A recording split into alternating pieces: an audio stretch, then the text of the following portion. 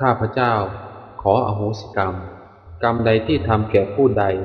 ในชาติใดๆก็ตามขอให้เจ้ากรรมนายเวร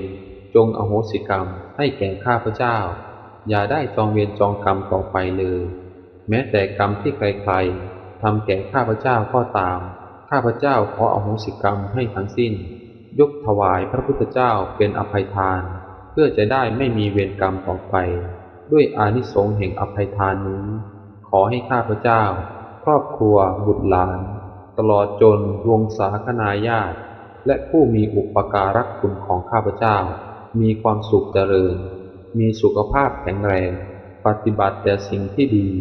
และสิ่งที่ชอบด้วยเถิดข้าพเจ้าขออุทิศบุญกุศลจากการเจริญภาวนานี้ให้แก่เจ้ากรรมนายเวรทั้งหลายของข้าพเจ้าที่ข้าพเจ้า ได้เคยล่วงเกินท่านไว้ตั้งแต่อดีตชาติจนถึงปัจจุบันชาติท่านจะอยู่ภพใดหรือภูมิใดก็ตามขอให้ท่านได้รับผลบุญนี้และโปรดอโหสิกรรมและอนุโมทนาบุญแก่ข้าพเจ้าด้วยอำนาจบุญนี้ด้วยเถิด